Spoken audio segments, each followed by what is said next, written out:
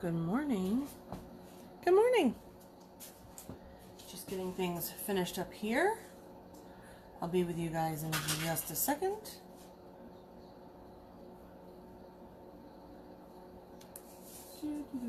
Whoops, I turned the volume on that one.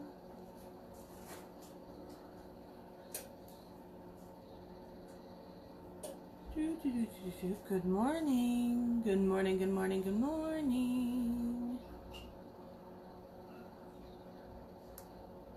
Let's see. Just getting the iPad all geared up this morning. Good morning. Give me some thumbs up. No thumbs down, only thumbs up. And hearts. I could really use some hearts today.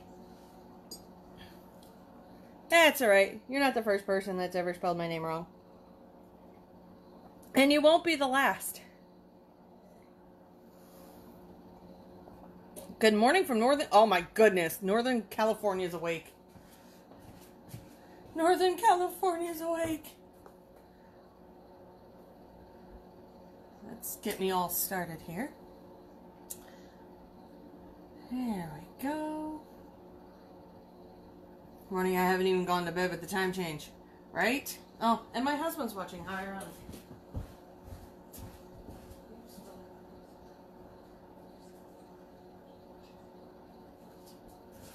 And then let me know when you have it done.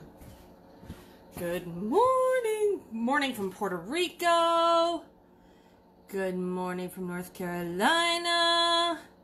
Oh, I love the hearts. I suppose you all want to see my sunshiny face this morning, don't you? Fine. I guess we can get this party started. Just getting everybody on this morning. I guess everybody's lagging in the time change. We're looking at 49 people this morning. What in the world? Alright, let's do this. Because this is a Sunday morning SASS. Going up to housewares. Because, you know, we're going to chop off my face this morning. Going up on the 4th floor.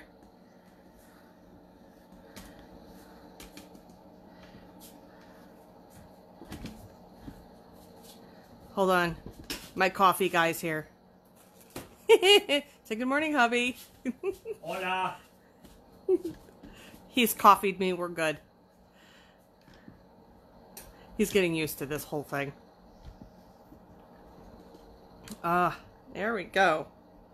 Are we ready to rock and roll? I'm just getting my tripod all set so I don't cut you guys off.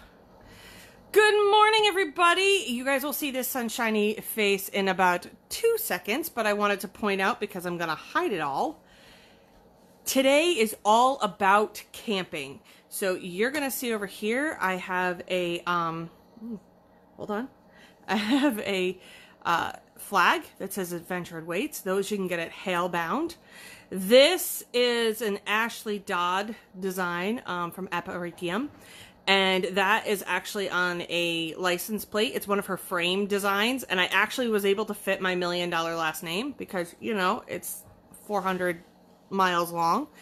And then, of course, I have not one, but 2 SASS signs. Of course, naturally, right? And then we have a camping mug.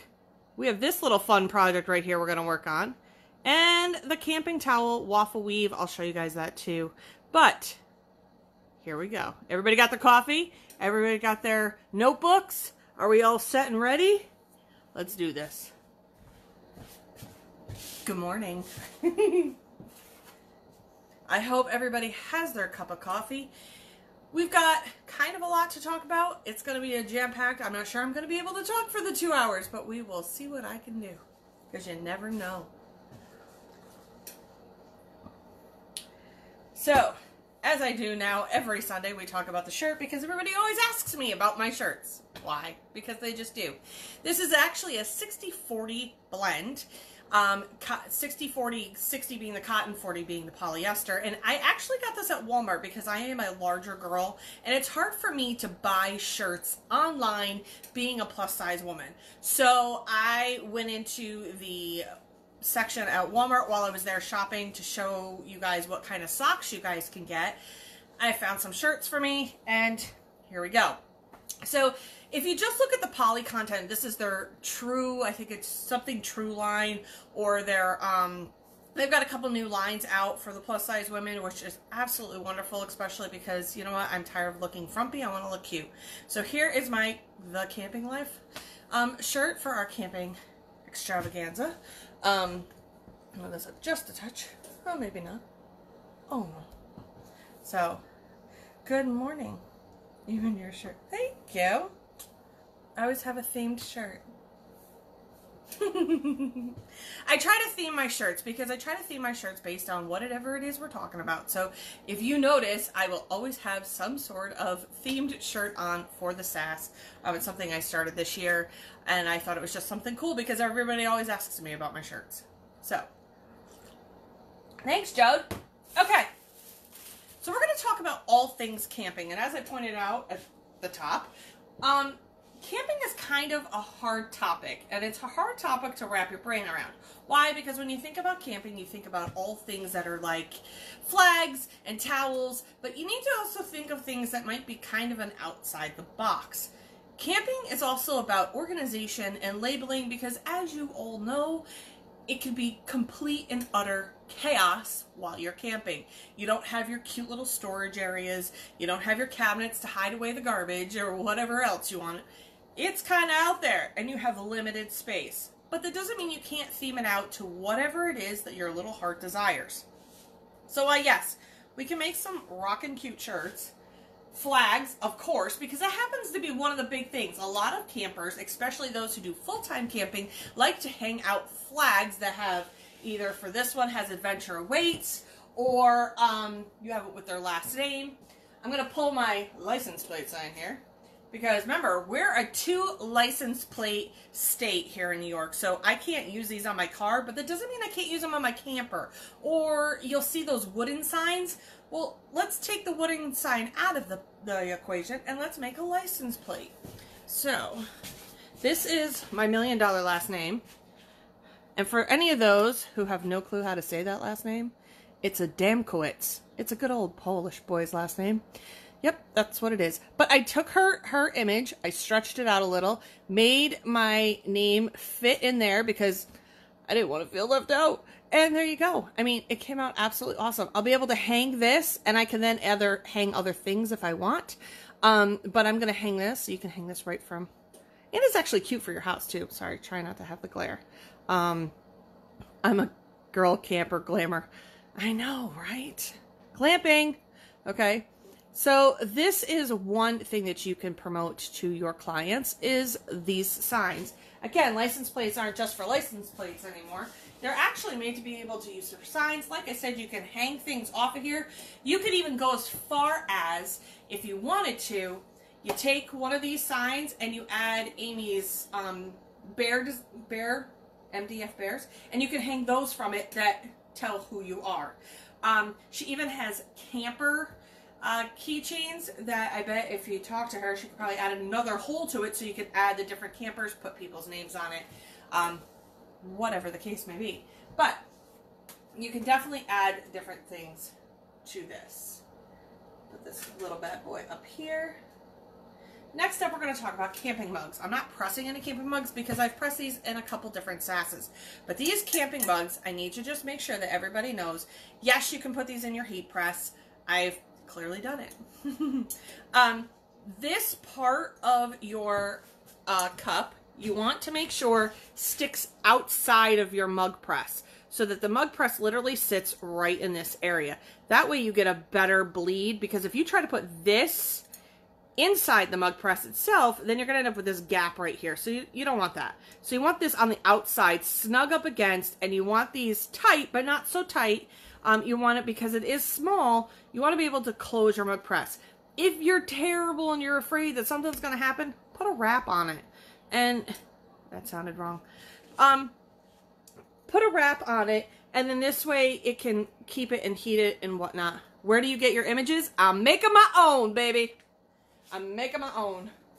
I'm one of the graphic designers over in our graphics groups. That's where we get our designs from. So there you go. That's where I get my designs. This is actually a client of mine. She's a resale client. And actually what she's going to put in here is she makes shaving soap. And she sells these. So this is one of my resale clients. I made her design. And that's her actual goat that I made into a black and white image. His name is Thor. So this is the how you do this. So in your mug press, the press itself comes right up against here. Close it, not so tight because these are ceramic. If you're afraid that you're gonna go too tight or your press doesn't close, put a wrap on it and then close it. It gives it a little bit of extra edge. That way it makes it a little bit easier. So there's that. I took last week and I made my Positively thing, and I thought, you know what, I'm going to reuse the towel because I really wanted to get a nice good bleed. I really wanted a nice good press on it, I guess is the term. And so I made this design. This is one of my camping designs. I'll bring it up here. I did apologize. Hey, oop, thank you. That's my flag too. It came out phenomenal. And like I've said in the last one, and I really wanted to do it this way because I can show you from last week's to this week's. Whoops. Let's get the SASS out of here. Hold on. I'm knocking the place over. Okay.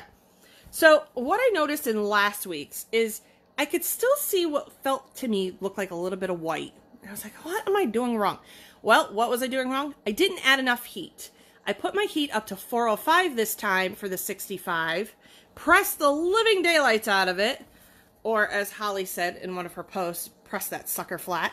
You do. It withstands waffle weave, which are absolutely amazing. I have to tell you, look at the color. I mean, the color's amazing on there, right?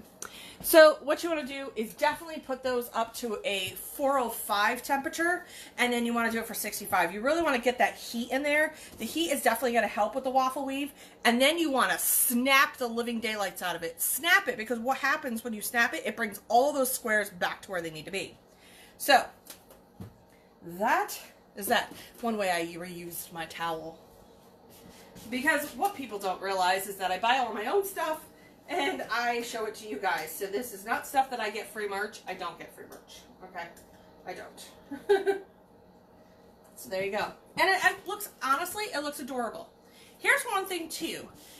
I'm going to show you a list of things that you think, well, are just for your house that actually can be made for camping. I know for myself, when I was growing up camping, my mom always had, pardon me, a set of sheets, towels, pillowcases, and blankets that were specifically for camping. So, we're going to get right into all the list of stuff that, before we get into our actual stuff. I've never done the vacuum press. Never. We have a trailer camper show in our area. Any ideas for awards? Before I get started with my list, I'm not entirely sure. I mean, you could do a couple of different things. You could have a custom cut MDF from Amy and make a trailer design. You could make a plaque. But you really want something that they could probably use in their trailer. If you're looking for maybe a prize pack, a prize basket, that might be a really cool idea where you can put in a mug and towels and all the other stuff that I'm going to show you. That's a great prize, is to basically make a gift basket of all things camping related and with designs on it. So that's what I would do. This way it's not an award per se. So I hope that helps. Where did you get the cup? Time and temp. Cheyenne, the cup comes from one of the major vendors. I can't remember off the top of my head where I got that one. But that, and it comes with its own instructions. The time and the temp. I want to say what I do for it is, I know I lower it. I just have to go back and look. I don't have that right off the top of my head. But you just look at the major vendors. They're the ones that carry the camp style ceramic mugs. They also call them enamel. So if you're looking for them, look for the enamel mugs. That's what they are. Look there. That would be your best bet at this point. I'm not even sure if I have Billy this morning. Good morning. 405 for 65. What are we talking about, Evelyn?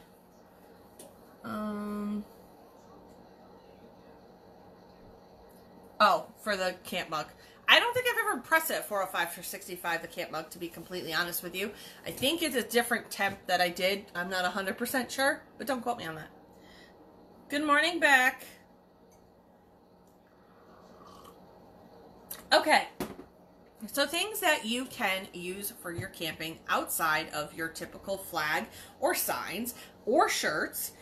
Remember, when you're thinking of camping stuff, you can do things that you want to leave in your camper maybe, or your pop-up, or your tote, because you are a tenter, you know, you do the tent thing.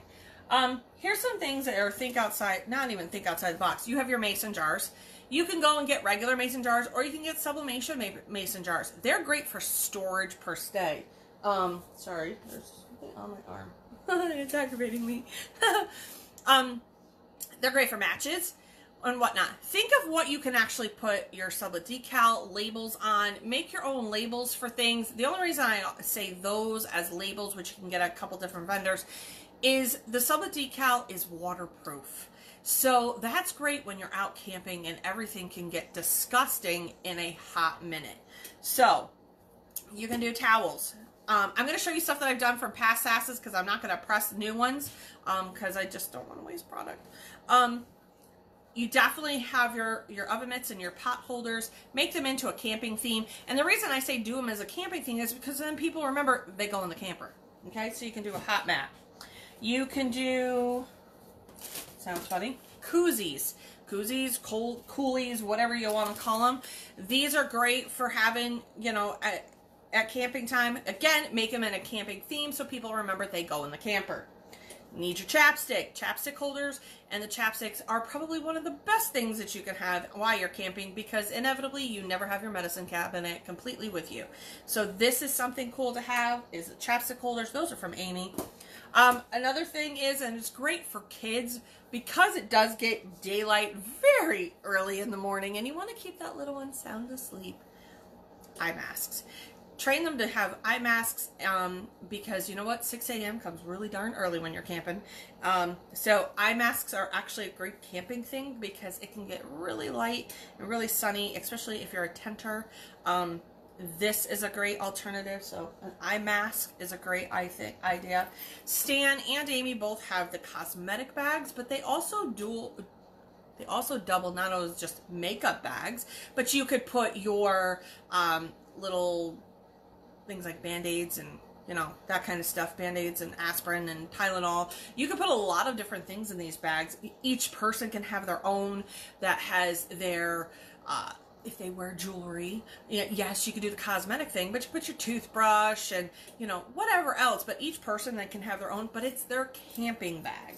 Again, run with a theme.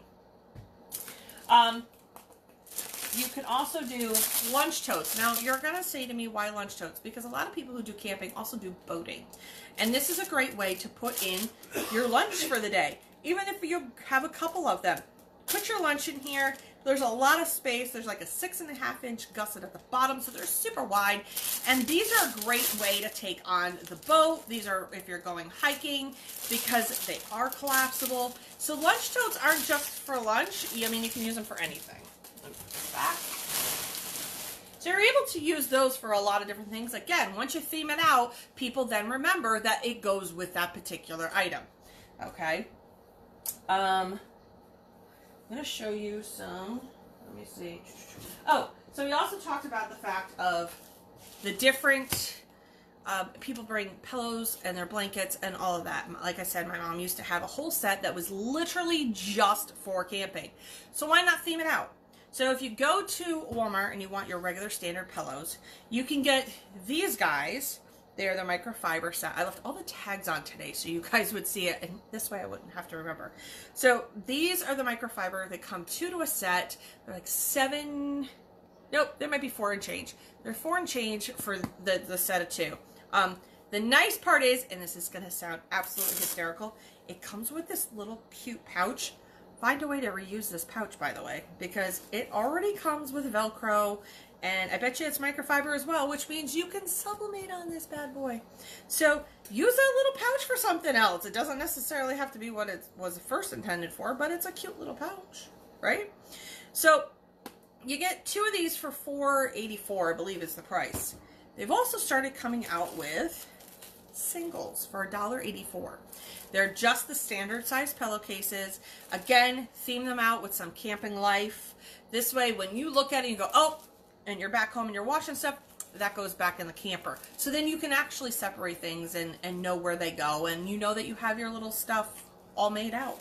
So they do come in a blue, which you can sub on, and they also come in the ivory. Some stores carry other colors. It really just runs the gamut, but these are only $1.84.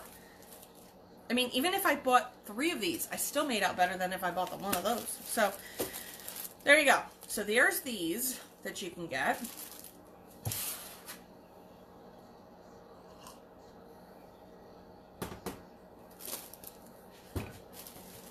Yeah, this is subbing more though. I can tell you probably I did not get it from there.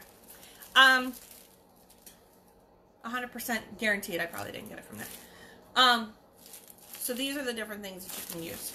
So keep that in mind. And and why you pick microfiber, here's a great reason for picking microfiber. Everybody's like, oh, I gotta have cotton. Not when you're camping. Here's why. When you're camping, remember, you don't have the luxury of your air conditioning, typically, all right, unless you have one of those fancy campers. But you don't. Microfiber can actually be a cooling.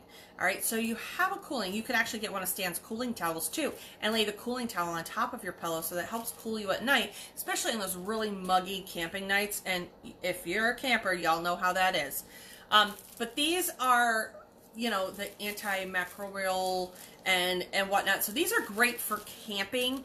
For that reason alone, they're moisture wicking. That's what the nice part is about microfiber. Let's see, taking a quick second.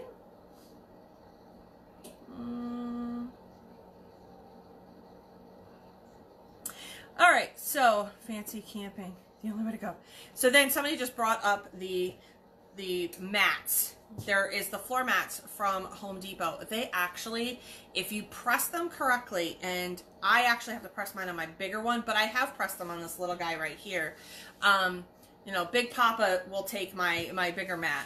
But you can press them on a 15 by 15. You just have to do it in 2 pressings, ironically, because you want to press, especially if you have a clamshell. If you have a clamshell, this is where it's going to get tricky. So you put your mat in, you sit here, you push it down, and then this back part is going to totally press a lot better than this front part, just because it's a clamshell. Make sure you've taped down your image really good. You can even use Pro Spray, and you can actually use the tape as well. Make sure you tape it really good. All right, then what you're going to do is you've pressed it, you get a good pressing, you turn your mat around and press this side that got hardly any because this side was higher. Now, could you put something in underneath your mat to raise it? Yes, I've done that too, but it's a little more trickier because with a 15 by 15, your mat kind of comes over around the edge. Now, you'll get some people who have space, and I don't, that will go get a board so that their mat literally lays outward so that it kind of gives this bottom platen a bigger space. You can go get that too. And once I rework this end of my shop, you will see that I'll probably have one of those boards. But the board is great because it holds some of your bigger items without it drooping over the side, causing arcing in your stuff, and it really makes for a really nice mat. Now, I have a mat that has literally been outside in the weather because I live in the Northeast, so you know the amount of sun and snow and rock salt that this happens to be getting, and it still looks as good as the day I put it out there. And it's still my Christmas one, which means I need a spring one. So that'll be coming up. And another SASS is me pressing my spring mat. But the mats are really great for that. You can also go into the section of the shower section, and you can find the light colored mats, and there's like couple different ribbings. Look for it. I want to say they're like $8. They didn't have the color that I wanted because they had all their dark colors. I'm waiting for the lighter colors to come out because the tan one's sub nice. Again, it's a great bath mat for your bathroom. If you have one of those campers, fancy ones with the bathrooms. I used to tent. We pop-upped, actually. We didn't even have a bathroom in our pop-up. Fancy. Really. It's called glamping, Vicky. Say it with me. Glamping. Glamping. I'm taking so many notes so far. I'm gonna do lots of notes today. I staple mine down. You could do that too. You could staple it down. That's another good trick too. That kind of helps because sometimes the tape doesn't always stick correctly. What size board and how thick, what to look for. The size board is going to depend on what size you want. So you can go into the section. I'm going to use Home Depot because that's what's local to me. Go into the Home Depot. If you go into the back part where there's the wood, they have wood that's literally stacked this way. It's 2 feet by 4 feet. You can get really thin. It's like, I want to say it's called Luan. Don't quote me that. But I'm pretty sure it's called Luan. But you can get really thin board, and it's so that it's not so wobbly. So when it's on your bottom platen, it just kind of, you don't want something thick. All right, so Luan would probably be the best one, and it's very, very thin. You don't want plywood, okay? Do not get plywood. No, no, no. Do not do that to yourself. Get a thin Luan type board. I will be going to Home Depot today, so I will get the picture and the specs of what you need, and I'm on a hunt for something else, and I'll tell you that later in another SASS, but I have an idea. I always have an idea. So I'm on the hunt at Home Depot today alone anyway, so when I go there, I will make sure that I take the picture of the proper board for you so that you can know what it is. And also note that Home Depot has the availability as just as Lowe's and most of your other hardware type stores. They cut your stuff for you too. So if you need it cut for you and you don't have a saw, they can cut it for you. Sometimes it's for a fee, sometimes it's not. Or you can cut your own, especially if you're going to go into the molding section and you want to make the flags, the holders for the top of the flags. Maybe you're just not cut savvy, but you can sit there and cut it right there at the Home Depot. So keep that in mind. Use what they have, and if they have it for free, use it to your advantage. The mats you cannot find online, just so you know. I think Home Depot has keyed in to the sublimation world, and we're like, no, no, no, no, we're not shipping those. So you got to go into your Home Depot. You're going to ask me for which mat it is. I'm going to dig it out. Give me a second.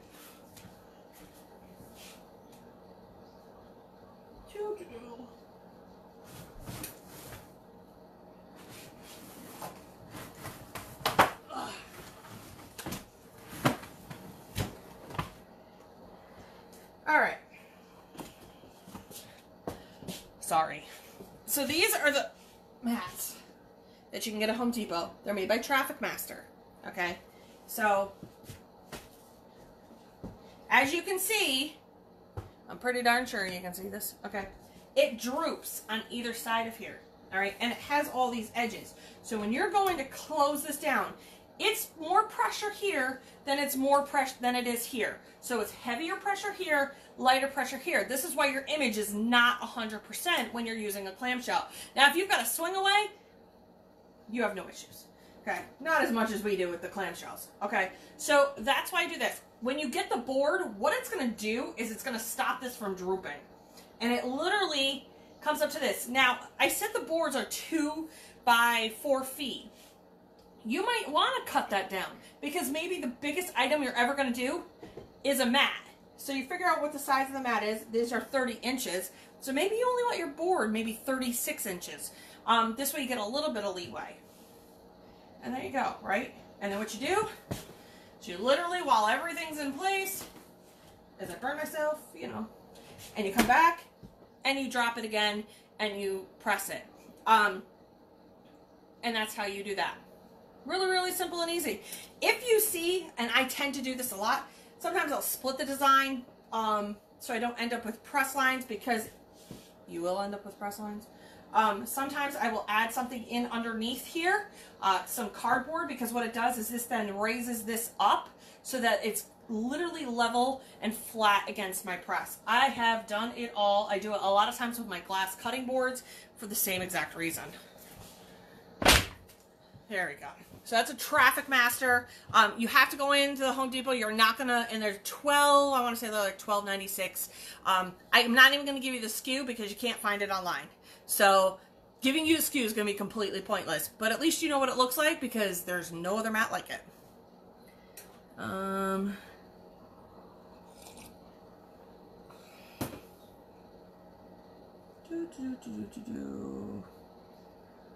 I use 2 boxes on either side of the press. That sounds like a good thing.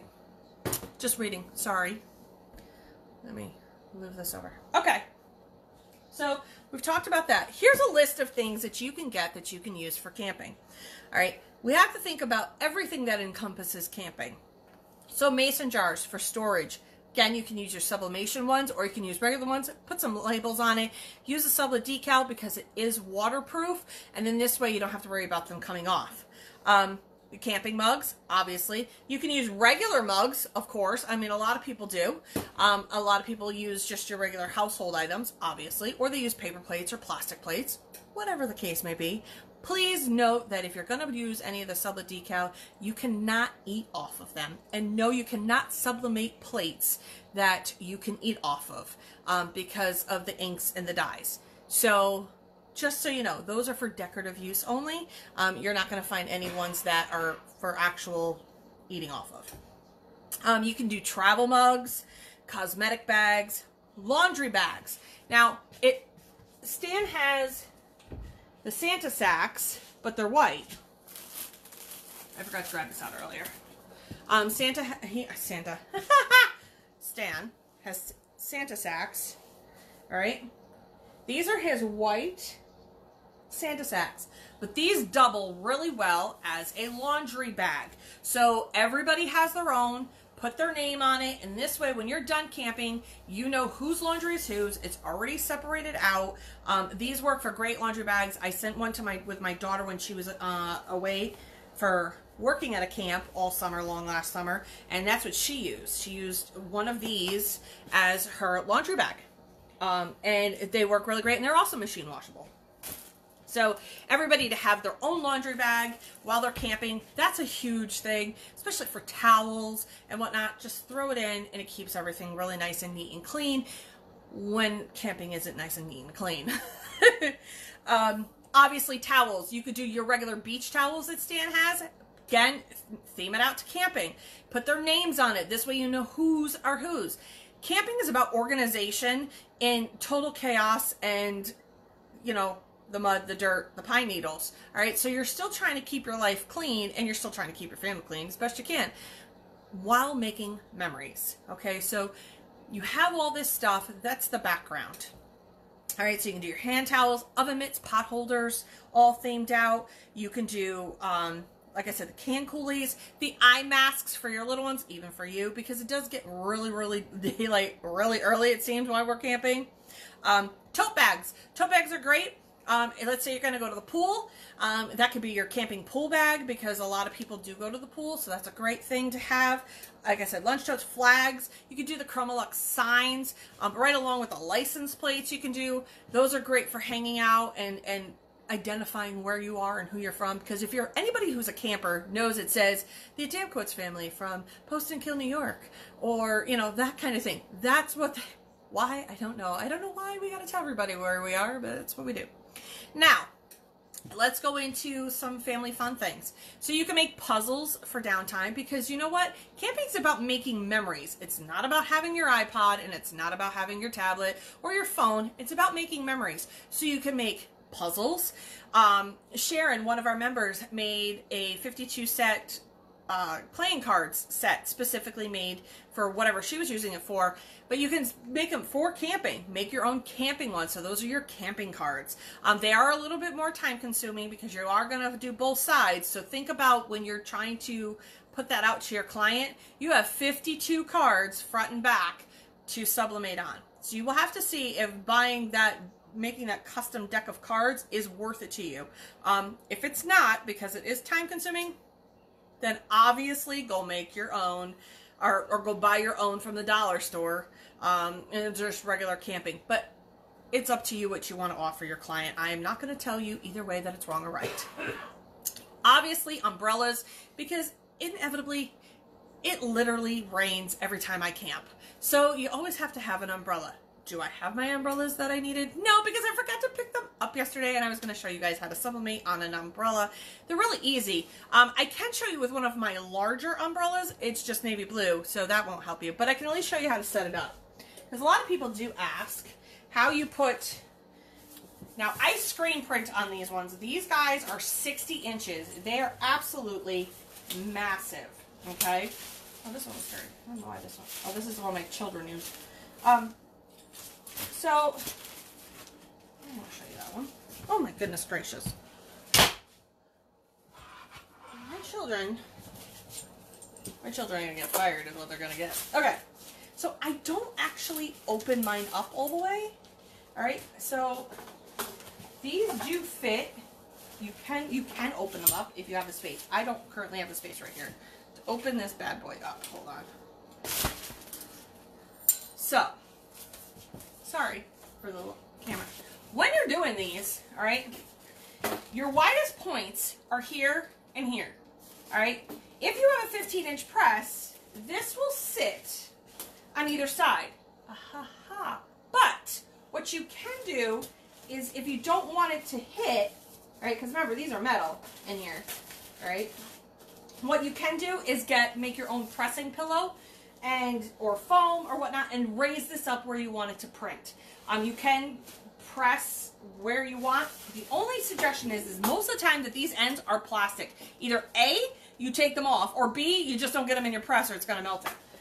All right, so you want to keep those away from the heat. So you want to feed that so it sits like this. I do not open these up all the way. There's no need for it. All right, I have a little bit more control because I can sit here and spread this out. If you're going to do it on your press, okay, and I do a bazillion of these, I literally will tape this down to my press. I don't even know if you can see me. Hold on. There we go. My bad. Okay. So it will fit on either sides of your press. You can tape it down here and here, all right? You can put a pressing pillow, all right? So you can put your pressing pillow so that this kind of sits and warps around it so that this fabric sticks up, okay? But this is my 15 by 15, all right? And as long as I keep these little knobs, like I said, keep the little knobs off the edge of it, don't open up your full, okay? You would lay your image in here.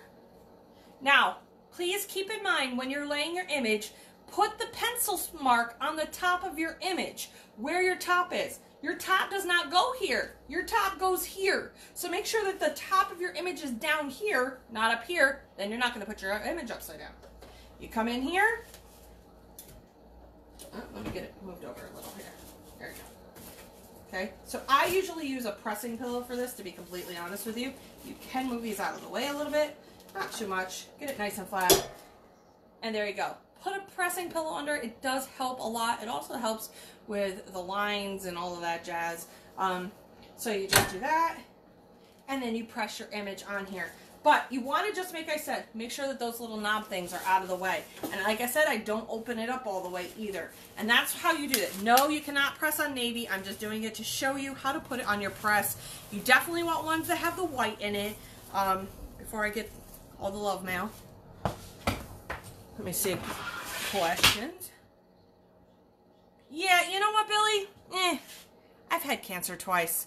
How much more bad luck could I possibly have? I've had the worst kind of cancer you could have. I'm good. I'm good. Making me a nervous wreck. I'm good. Really. It doesn't bother me. All right. You're welcome. I'm glad that helped. I'm hoping that helped because they're not hard. But like I said, when you have your image, I'm going to use this as an example. When you have an image, always take your pencil. Find out where your front is, okay? Also, you can find out where your center is on your image, okay, by lining it up. Give a little pinch to the top, okay, because you've lined that up. Right? So now you've got a little pinch mark.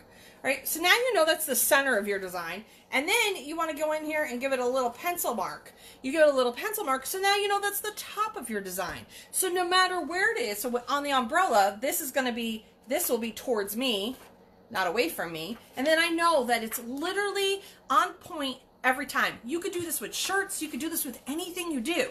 As long as you find your center and you put a little pencil mark, it helps. Why does that help? Because you know what? If you're anything like me, and I had about 800 shirts to do recently, yeah, you kind of forget and you get in a rhythm and things get moved because you stop and go on a project that you literally forget where you are and things get turned and whatnot. So there's my little tip and trick. Always find your center. Even in life, always find your center. And then put a little pencil mark. It saves you a lot of aggravation. And because you can't always see through the paper, it's probably one of my biggest and my favorite tips of the day. Hope that helps. I am very lucky. Welcome, Jackie. For the time and temp, my go-to on everything, unless there's a specific reason, like Stan's towels, I'll do it the 405, 65, because I really wanted the higher heat. For the most part, I do my stuff. I start everything at 385 for 65, and then I go from there. That's why I always buy extra of everything, because I need to be able to see what different substrates need to have different things. Slates are a totally different beast. Slates, you have to do different times and temps and all of that jazz. You just have to know your product. Look at the product, know what it is. For the most part, my soft substrates, being your towels and whatnot, are pretty much I do standard, with the exception of the waffle weave, because the waffle weave, I need to get into those holes. So, oh, you can even make keychains too. You can make your camping keychains, because if you've got a camper, everybody needs a camping keychain. I forgot about that. We're going to bring it down to some other things that you can totally do. And that is, we're going to press a gator. And I'm going to show you an idea about a gator. I'm also going to show you how I made this little guy. What is this, you say? So this is actually a no-sew project. So if you are a no-sewer, this is the project for you. If you're a sewer, you're kind of just going to look at it and go, Nikki, I know how to do this. And I'll be like, yeah, you probably do. So you can sublimate on it. This is a washcloth. It's a microfiber washcloth. And you can find them at Walmart, but they also come in other colors in the pack. Well, okay, maybe I don't want other colors in my pack. What this is it holds a bar of soap. So there's a pouch. And if you notice, and if I do it correctly, so it's a washcloth with a bar of soap. Okay, this keeps all of the junk off of your soap. It also allows for you to have a washcloth. And this is great for camping, because I can't tell you how many times I've had pine needles on my bars of soap. So this is probably, girl, you need shades on those windows. Yeah, there is no good spot for me to take this camera. I gotta be honest with you. Sorry. So this is the soap pouch that I'm going to show you how to do a no-sew on. Obviously, if you're a sewer, you're going to look at it and know exactly how to do it. But this is, like I said, the no-sew pouch. This is great for camping. It's also great for when you send your kids to camp. You put this in there. They don't lose their soap. And they have a washcloth, and it's all in one and attached. And that's an amazing thing. You can put their name on it so people know. Or you can put like this one. It says, Adventure awaits, but first we must shower. Okay, so there's this. This is something that I made. But then I got to thinking of an outside of the box moment. It is, can I use one of Stan's towels? Well, and the verdict is in, yes, you can. So I took one of Stan's 11 by 18s, and I cut it up, and I made myself my own little pouch. The nice part is, with Stan's 11 by 18 towels, and you can only imagine what you get with the 15 by 25, is I was able to get 3 of them out of one towel. That's a lot of bang for your buck right there. So you have all of these type of towels that you can totally sub on, make them full color, make them fun, whatever it is, put some sayings on it, and then you make it into a no-sew project, and we are rolling. So I'm going to show you how I did this so that you guys can make it. We're also going to press a gator, and how I made the gator into a bag holder for your camper too. Again, making it all the theme because you need a little bag holder for those paper bags or plastic bags, sorry. And I'll show you how to do that as well. Good morning, Stanley. Everybody say good morning, Stanley. You know what? Stanley is like, you know the Charlie's Angels? Good morning, Stanley is the only thing I can think of. Once it catches up my thing, all of a sudden they're going to say, good morning, Stanley.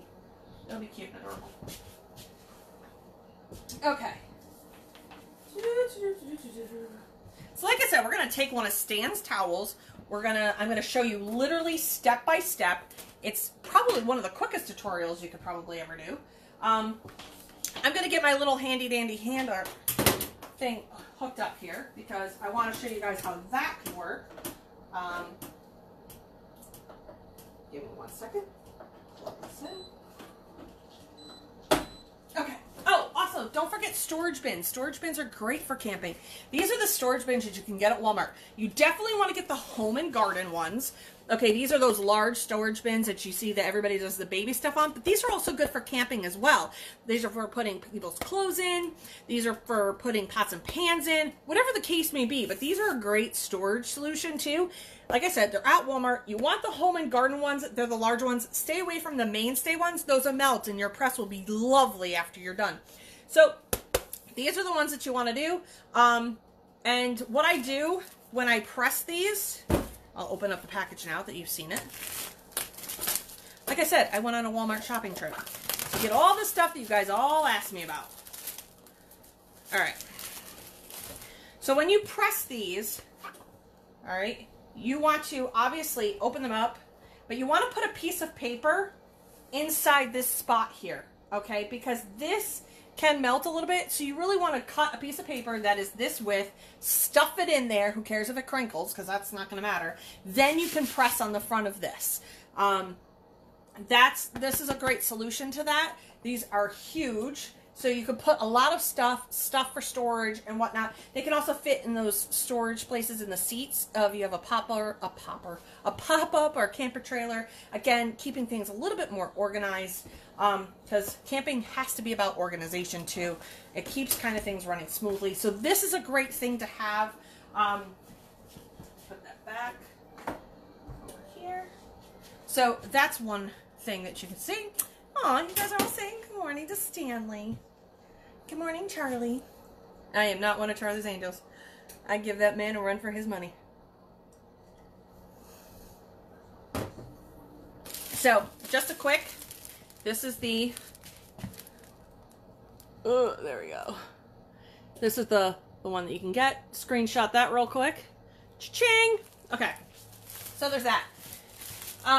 So there's two things I want to tell you about. Again, for the soap thing, you can actually also use this for one of Stanley's, the soap things that I showed you. For this is also a great use, is if you put regular soap in here too, you can find kitchen soap. This works as a great scrubby because they do have the waffle weave. This is great for camping because it is a scrubby related. You can take the towel too, if you're a sewer, take the towel, cut it up and make washcloths out of it, and sublimate on those. The waffle weave washcloths are amazing because they do have a texture to them. Just make sure that you serge the edge or that you give it a nice rolled over edge. You can also do a straight stitch and then follow it back with a zigzag stitch, and that kind of mimics a serge stitch. But that is a great alternative. These are great for that because, again, they're rough. I say rough, not like scratchy rough, but they have, just because of the waffle weave, they're great for washing dishes as well. So this is a great idea as for using, like I said, the soap thing, keeping things clean. This works really well as well. So I'm going to get the camera down here so you guys can see what it is we're doing. All right, moving right along. Hello, Stanley. Down to housewares. We're gonna, there we go. All right, so first things first, you're gonna cut your towel, okay? And you want to leave these little tiny edges on the outside of it. So let me grab a regular towel so you can see what I'm talking about. All right, so here's your regular towel to start. here's what I did, all right? I cut these edges off, okay, in the raw edge, and I folded it like this, and I measured it. And I was able to get, it's about 15 inches. And so, a little over. So you cut, so you have 3 of them, all right? So you get 3 out of this, all right? So you have that. And it does have a little bit of an edge, so that helps as well. All right. Because this becomes the top and the bottom. What you're going to do, all right, is 2 things. We're going to prep before we do what we need to do. So here you have your Heat and Bond Ultra Tape. You want to know and measure what it is. This measures at about 11 inches. This is probably the quickest and easiest thing you're ever going to make in your lifetime. So you take your, this is your Heat Bond tape. I literally just cut it down the middle. And remember, this is prep work, so don't get all, oh, of course, I have to skip a section. No big deal. It's just heat tape. You ain't gonna kill anybody. Okay. So what will end up happening is you can do this in your press, or you can do it with your little iron, and I'm gonna do it with my little iron. Okay. You're gonna end up putting these 2 edges on either side. Okay. But if you want to make the pouch correctly, so you set those aside. All right. Now you're gonna take this. First, we want to take our image. In order for this to work out correctly, all right, remember, so this is going to look like this when you go to do the heat tape, and I'll explain that in a second. You're going to take this and put this right in the center, okay? You're going to go put that on your press first. So let's go throw this on the press real quick. Put my protective paper down.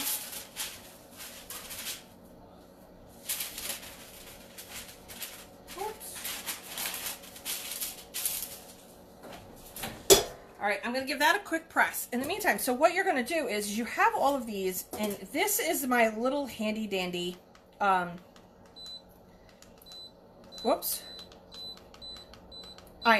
because this is nice and small. This will work. You can do it on your heat press. I did it on my heat press last night. So this is going to heat up, do its thing. So you have to decide, and this is what I had to decide too, is how to make this either way. So if you notice, my pockets might be slightly, here it is. The pockets might be slightly different. You might want your pocket over, you might want it under. It really just depends on how you want your, how you want the pocket. But as you can tell, these are the microfiber ones, all right? And this is the one from Stan. His are gonna be thicker, so that's a nice thing about them. These do feel a little bit thinner, obviously. So these you got at Walmart. You get them with white, there's gold, and there's navy or royal. But for this purpose, I really wanted the color, and I really want to be able to do my own thing, okay?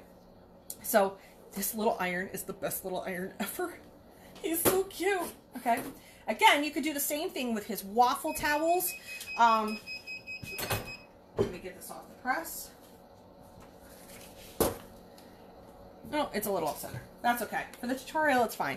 You make sure you want to center this. I did not center this. Clearly it moved and I didn't pay attention.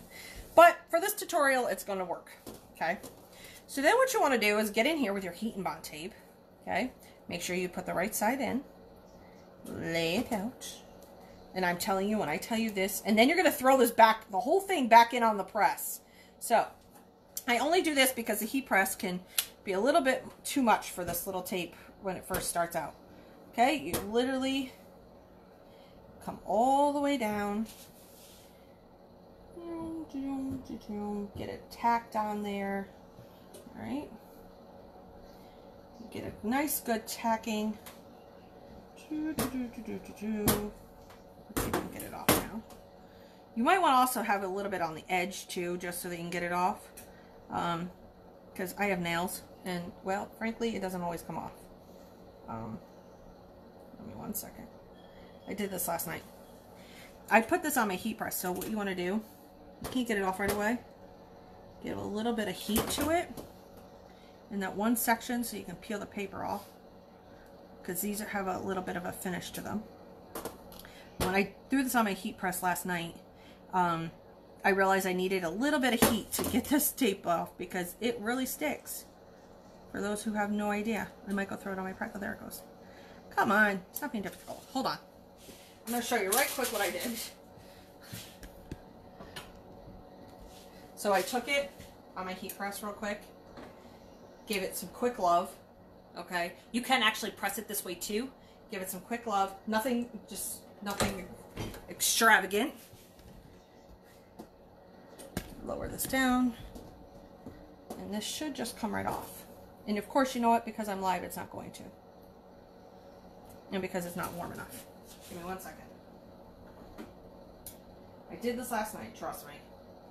As you can tell, I did a bunch of them. And it's really not that hard. It's just, I didn't leave myself enough of an edge. There it goes. Once, you want to peel these off warm, okay? That's the key to this. You want to peel these off warm. So, leave yourself, let me go back through, leave yourself a little bit of an edge on here, okay? So that it's easier for, you really want to get it in here. Get it nice and firm. And hot. You can use your press. Really doesn't matter. And then you take this and you literally, you gotta peel this off while it's hot. Now you have your edges. Okay, back in the game.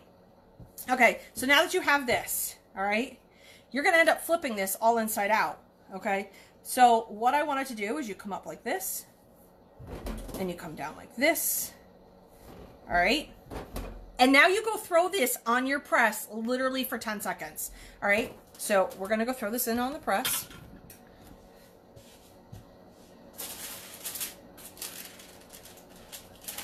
Make my little balito. My little balito. Okay, throw this in on the press. Give it a 10-second press. Not even really even that. Give it, I mean, you really want to do this quick. And the reason being is you just want to heat seal it all up together, okay? And then you got to let it cool, because if you try to flip this while it's not cool, then you are up a creek. Okay? All right, so now I have this. What I then do is I make sure I go through here, pinch it really quick, let it cool down, give it some love, let it really cool, because you really don't want to be pulling this apart right away.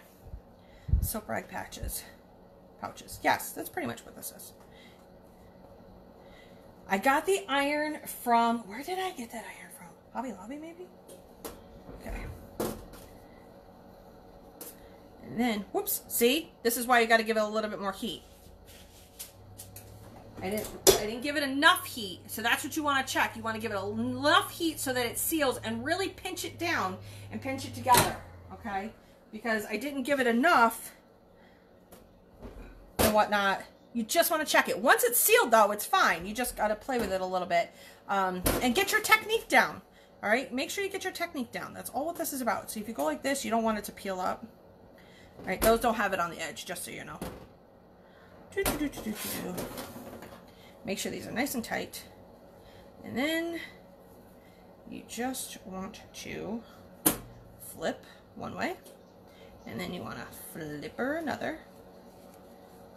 Remember, I told you my design is not even. Also, the downside to pressing inside your press real quick, just because I forgot, it off shadows. You might want to put a piece of paper in there, because I forgot about that, because I'm special. And it's off centered, but you get the idea. Okay. So you make a cute little pouch, you sit there, you get it all nice and in there. This will hold. Here's ones that I made. This was made last night, just so you could tell. Yes, it does hold. You really have to pull at this in order for it to come out. So as you can see, you can totally make these, make them full sub and whatnot. So quick recap, cut your towel into 3 pieces, put your heat tape, cut your heat tape in half. All right. Put this down here, iron it on, pull it off hot, but leave yourself tabs on either end so that you can pull it off. Pull this off, do your next side. You could use your regular big iron too as well, or your heat press. Just the downside to your heat press real quick is when you're pressing the image, make sure you put, when you go to your images here, put a piece of paper right in here for right now when you go to do this so that it doesn't off gas. So slide your piece of paper in, you've got your tape on either side. Throw it on your heat press for about 10 to 15 seconds. Get it nice and tight. Take it off.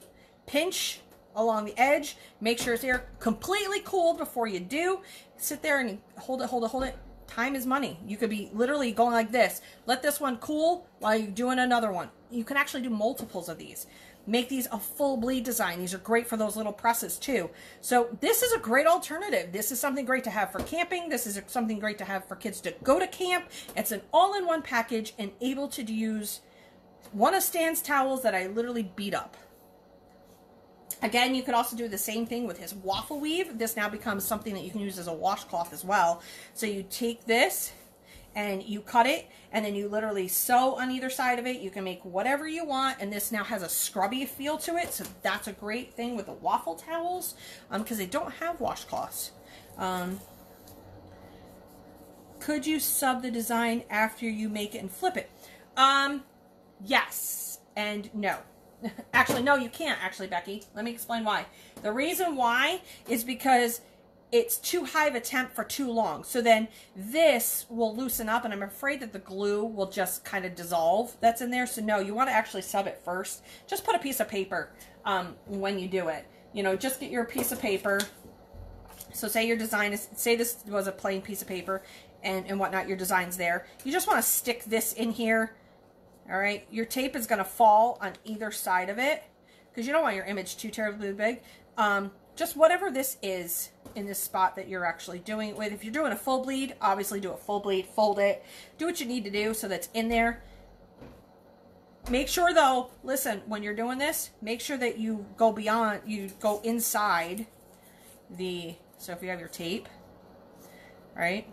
There's where your tape was. You want to make sure that the paper isn't going to be where it's sticking. So you want just smaller than where your tape is on either side. That's why I don't do a full bleed on these. I'll do cute little sayings on these just because I have a little bit more control over it than doing a full bleed. I'd love to see somebody who's done a full bleed, and maybe I'll do one later.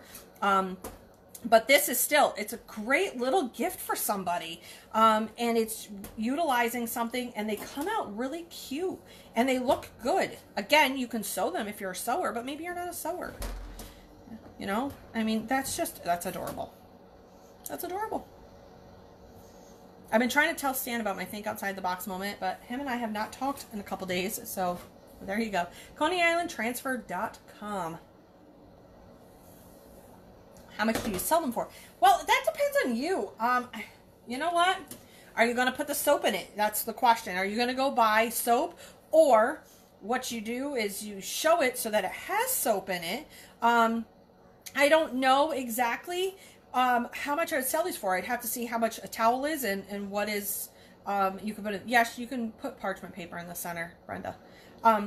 But it really depends on you. For me personally, I probably won't put soap in it. This way, yeah, sure, you were sleeping, Stanley.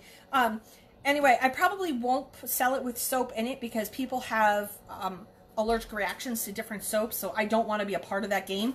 But I will sell the pouches. Maybe I'm showing it to somebody when I'm doing my craft fairs. So this would be great, something great to show that there's soap in there. Right now I have Irish Spring in mine. I gotta be honest, it smells amazing in here. It smells fresh and clean. So that's how we do it. So these little pouches, I don't know. I can't remember how much Stan sells the 11 by 18s for. I want to say they're just a little bit over $1 each. So you can get 3 out of it. So maybe all in all, let's say you have 50 cents invested in this whole thing. It's up to you. I mean, to be completely honest. A full bleed with seamless pattern is what I'm... Oh. Good morning, Jocelyn. So... there you go. So that's a great, great, great, great alternative. Now we're going to get into, I'm going to keep the camera where it is, these little guys. Yep. This would be a gator. What I did, so here's my thing about gators. I'm going to explain something again, and now I'm going to take a little bit more time to explain gators to you guys, because here's the thing. When Stan gets his gators, they're cut in a machine, and they're just, this is a tubed fabric. Okay, I got a whole history lesson on it. So, because that's what makes it seamless. And they just literally go and just cut, go and cut. So, the sizing on this is going to be a little bit different from different things. And here's why. So like I had one that was like 18.5 inches. They have to be a minimum of 18 inches. They might be a little bit over. That's okay, because these are a raw edge. And these are meant for you to pretty much cut them to size. I mean, cut the raw edge, make sure it's nice. What you want to do is these measure at about, let's say it's like 10 inches. So let's get the handy dandy ruler out. Okay. This measures 10 inches wide. So I cut, go get yourself an investment. You want to know what your investment is? Printer paper. Plain Jane printer paper, 11 by 17. Okay? Because then you're only cutting off an inch of paper. And it's inexpensive, and I don't have to sit there and try to cut butcher paper and whatnot. It's just a little bit simpler. You can even just fold over the edge. But I cut it off. So I cut my paper 10 inches. Okay, this is a 10-inch piece of paper that I cut. And I left it at the 17 inches, which is fine. My press is only 15 inches. That doesn't matter. If you notice, I have this wonderful edge. Well, this edge I'm going to use to my advantage to create my casing for my bag holder. All right, you can cut these down so that they fit your press at 15 inches. And if that's what you have as a 15-inch press, you can cut this down and still sell them as a gator. They're a 15-inch gator. Just make sure you note that, that it's a 15-inch gator. Whatever the size is, you can still use it. I use the 15-inch, especially for women, because the 20 inches is a lot to be putting around my neck. But this way it doesn't stretch. You do not want this fabric to stretch. Okay, because it makes it very difficult to use. So now let me get into my design. So the design I chose to use is a small, because this is a camping theme. So this was already prepped, by the way. I had already lint rolled it. As you can tell, I've already put my paper in. All right, my design is 15 inches, so that you don't have to worry about that. Now, here's something key, because I'm going to sandwich this, all right, because I want this bleed to go around the full edge. So, and because it's super thin, the only reason I put the paper on the inside is because this is a thin t-shirt type material. I don't want it to bleed through to the other side. That can happen. That's why that piece of paper is key. You just don't want it to stretch, okay? So my design is 15 inches. I literally will come up here beyond. You can pro spray it. By all means, pro spray. I'm going to tape it just because pro spray obviously is the easier way to go. And, you know, got to show the difficulties. I tape it down beyond where the image is. Okay? So it's all taped where it needs to be. Okay? Because I'm going to sandwich this guy on top.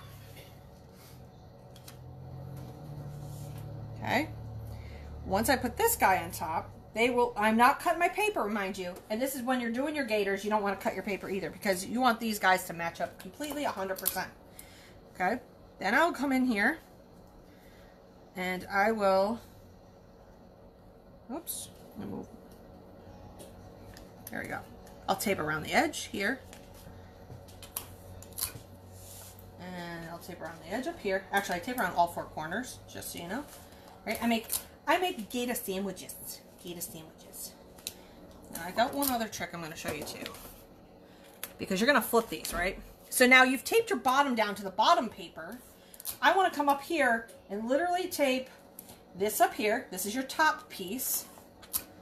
All right, because remember, you're not subbing on this. I mean, you can do entirely full bleed, and that's up to you, but because there's such a raw edge and it's not even, I'm going to go back through with my rotary cutter and make those an even, nice cut. That's what makes these beautiful. All right, so far are we good? So if I can't print that big, I have to piece it. Yeah, I mean, you would have to piece it if you can't print that big, but find a design that you can make work for you. Absolutely. So if that's the case, I mean, you make it happen. I'll show you how to do that, Nicole, at some point. So there we go. Let's move it up to the press. So this is my 15-inch press. Paper on both sides, so I really don't have to put parchment paper, just because it is on both sides, so there's going to be no blowout and no bleed on mine. You can put your butcher paper down. I personally do not for this particular project. There's my disclaimer. Okay, so just because it's all the way around. All right, and there's a gap on either side, so it's going to take the bleed. All right, so 385 for 65, and we're going to put that in there. Let that cook. You let it cook literally for the entire 65, and then we're going to flip it over, and we're going to cook it again. And it happens to work out at that temperature for me. I do up the temp. I didn't for this particular one, and I do apologize. I should have. I do up the temp to about 390, 395. I try to get it as hot because then I don't have to do as long of a time. But because I didn't up my temperature, I have to do a little bit longer of a time. So if you notice when somebody says 405, oops, sorry.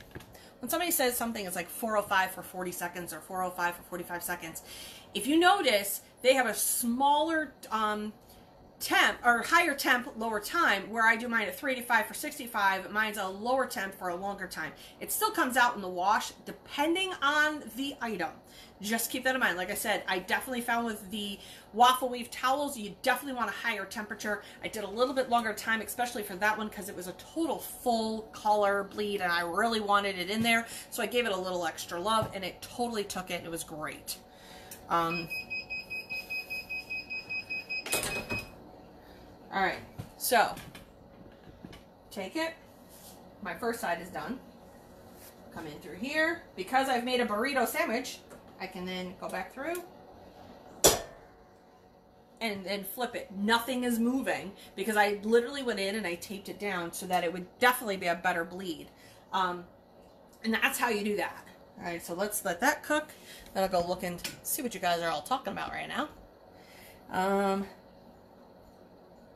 I came in late. What are you making out of these? I'm actually making out of the gator. I'm making what they call the bag holders. If you ever seen way back when, you have the shopping bag holders. They're the tube, which you can make out of poly fabric, but these were already a circular, so I only had to do 2 steps. And that is going to be putting a hem on either end and putting in some elastic, and then once you put in the elastic and put some straps on it, you can hang it, and then this way, I mean, you can also hot glue it, and you can also obviously do your thing, chicken wing, and sew it together too. There's a couple different alternatives, but this was a nice cheaper alternative because it was already a tube, and you don't need a long one for when you're camping. I mean, really, how many bags are you putting in these? But I know that for my parents, we used a lot of our bags, our shopping bags, as garbage bags. Okay. Sorry for the fast track there. Growing up, we did a lot of camping. That was our vacations. That's what we did. You know, my greatest memories as a child was camping. And that's something that, you know, I wish I had done more with my own children, but we didn't. We kind of went a different route with everything in life. So you get in here, take out all of your...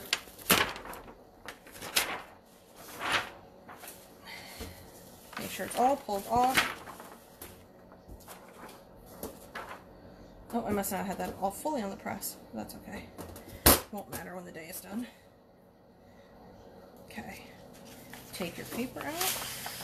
Now, I don't know if you can see it on the paper, but that's why you put the paper in between. Because there is bleed that comes through that. So this is why it's key to put paper inside these, because these are thinner, and in this way you're not, you know, ruining your image. But see, yeah, good. You guys can see that. You love my s'mores? My s'mores are pretty. My s'mores are pretty. Okay. So, what you want to do, flip this bad boy inside out. And if you're asking me about my seams, by the way, if you notice, my seams are pretty spot on for the most part. I mean, I didn't do too shabby. If I took a little bit more time, which you can do, you could totally line them up so you don't have to worry about it. But there's no real line. All right, flip it out. Again, if you're a sewer, this is going to be an easy task. If you're not a sewer, this is going to take a little bit of time. Okay. This is where those gaps on the top are going to be huge for you. You lay it out, make sure it's nice and flat. Okay.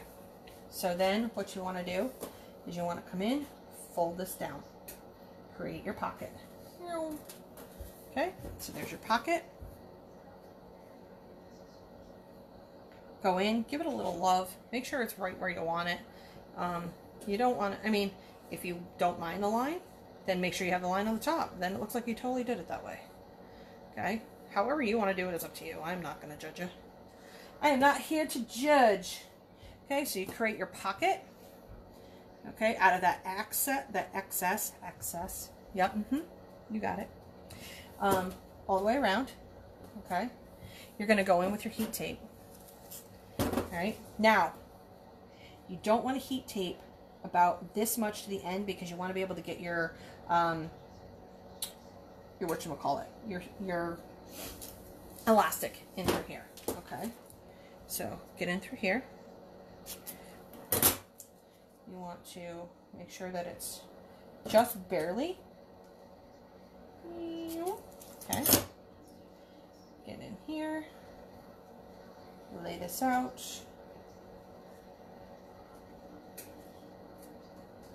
Okay, I just kind of tend to leave my fabric over the top. Again, you have your casing.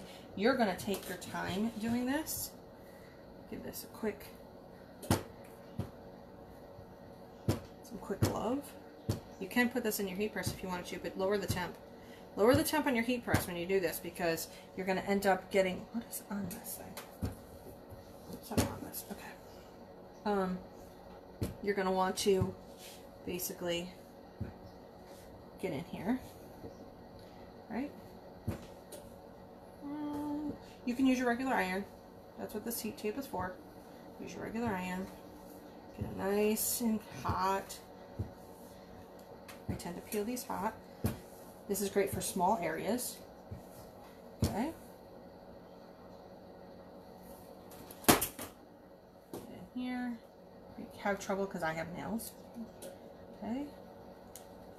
Oh, so if you notice, that's how you know if it's not sticking well. You want to make sure that it sticks really well.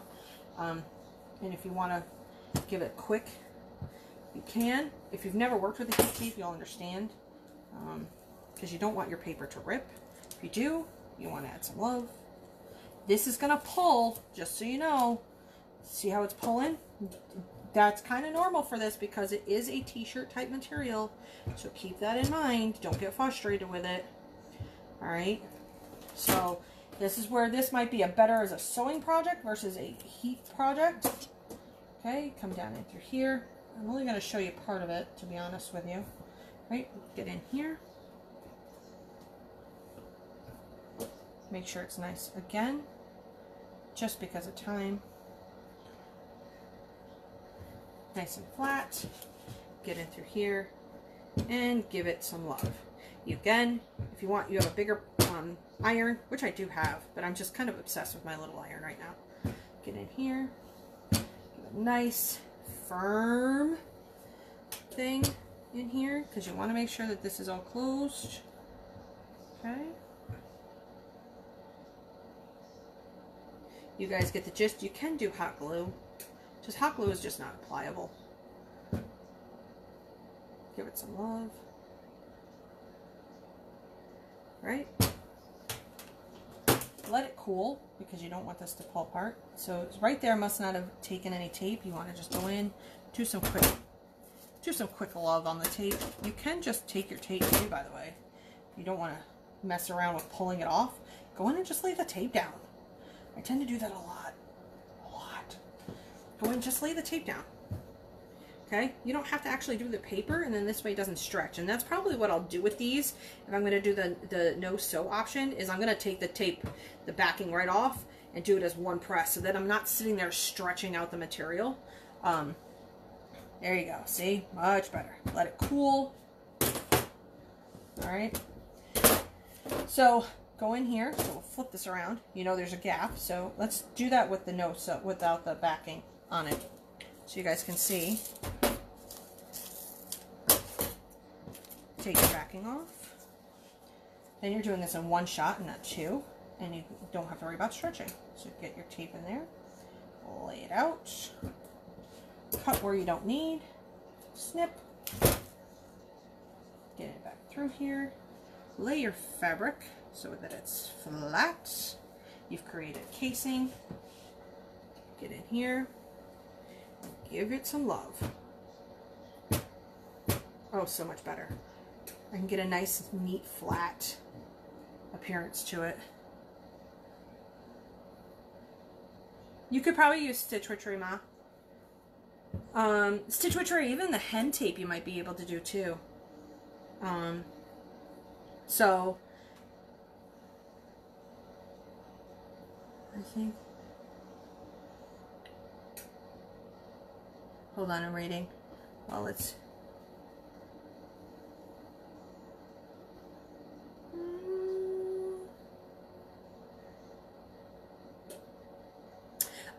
I don't know. I've never actually, Brenda asked if I could use this for Kiva. I don't know. You might be able to. Actually, you probably should be able to. Because it doesn't get hot enough for regular. That might be an option. My mom asked if Stitch Witchery would work. It might be. You know, I might be able to do it. Yes, that is true. You could do it that way. Like I said, you know what? I do these things live, and then all of a sudden I think of something new or a different way to do it. To be completely honest with you. So, yep. So now it's all in there, right? And you've left a little gap. Okay, so you have your gap to put your elastic in, and you just feed your elastic through. But I want to show you what the end, this part looks like first. All right. Flip it inside out. Put your elastic in. I'm not going to show you how to put elastic in. Okay, I'm sorry, I'm just not going to. So what I'm going to do is I'm going to end up leaving another line up at the top so it matches, because I want it to match on either end. So you put your elastic in here. It scrunches this all up so you can pull your bags through.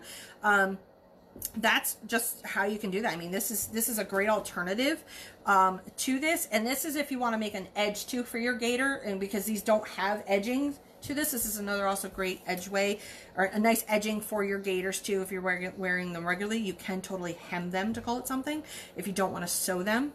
But it now gives you a nice finished crisp edge. You put your elastic in, it sews it up in, and then what you want to do is you want to go into here after this is all scrunched up, and you want to add in a loop right in here to be able to hang it. So you just add in your loop. That you can hot glue in, whatever the case may be. You can use your Stitch Witchery. You can use your Heat and Bond tape. I did the Heat and Bond Ultra is the one that I used. I used this is the brand that I'm using because I like that brand. It just happens to be something I like to use.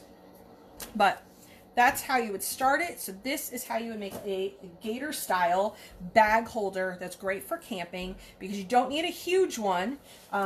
This would all be all tucked inside. Let me show you what the end result if I had done it completely.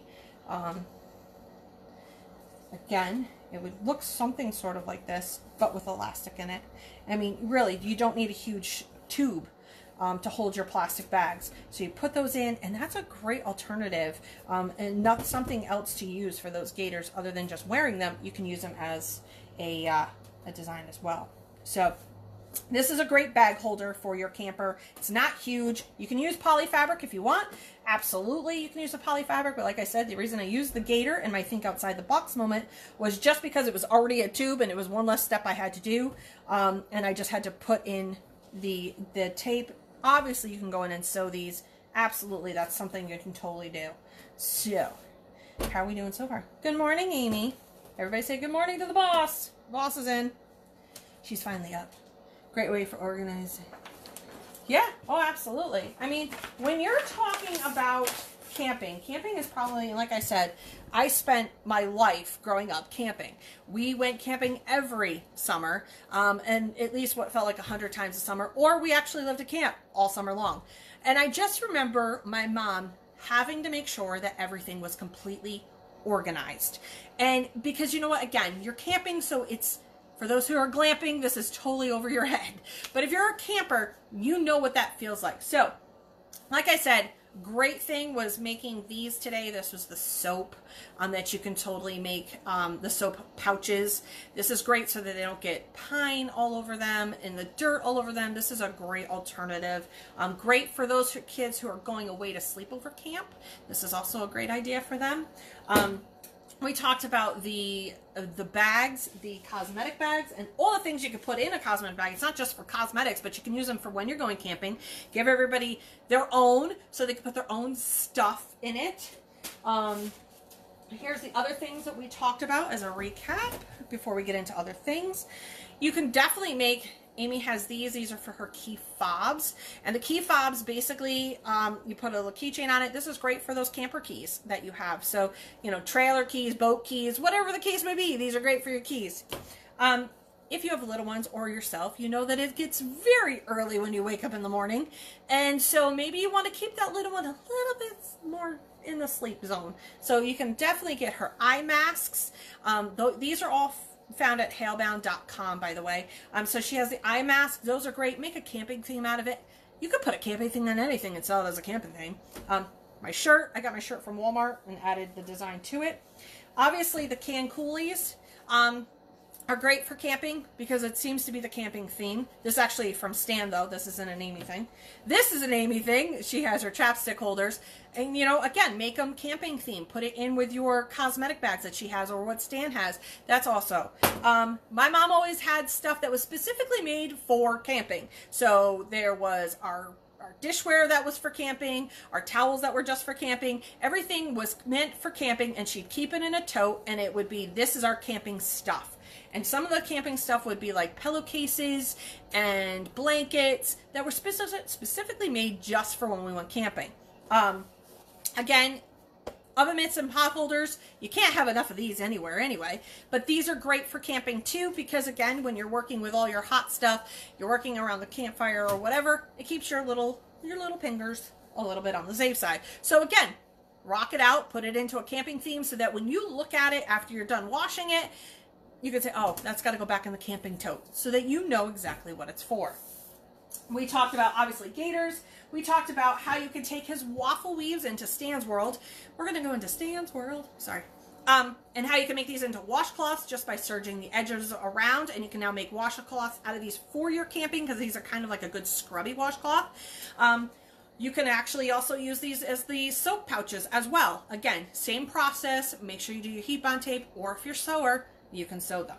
So there's that.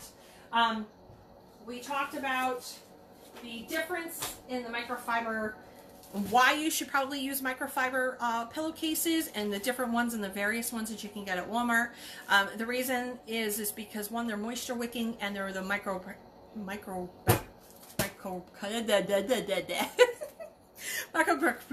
I can't even say it now. I could say it before, now I can't say it. Anyway, so these are just moisture wicking because a lot of you campers don't have your air conditioners with you, so you know you got to keep cool. You can also use one of Stan's cooling towels to lay on your pillow to help you stay cool during those hot summer nights while you're camping in a tent. I don't know why we do that to ourselves, but this is why we glamp now.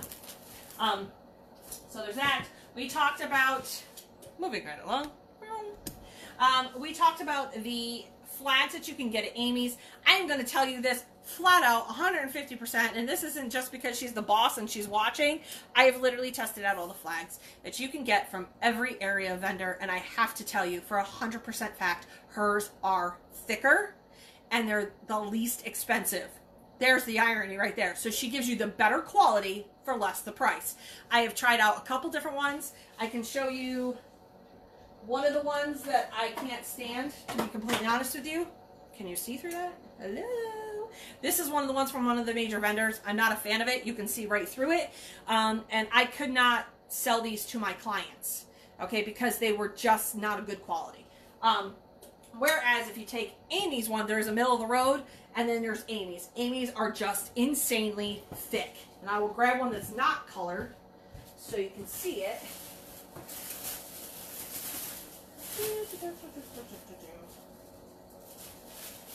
Because I really think you guys need to understand the quality. I don't think you guys fully understand the difference. And like I said, I have tested out every flag on the market through the vendors, and I've only found hers that I like. So even though this is a small one, let's do apples to oranges in the color category. I mean, seriously. If you're questioning why you're buying them from someone else, let me tell you for 5 seconds why you need to buy from her. Okay? Because this is canvas type material. This is the kind that you want to see out in your area. God, it's getting bright outside.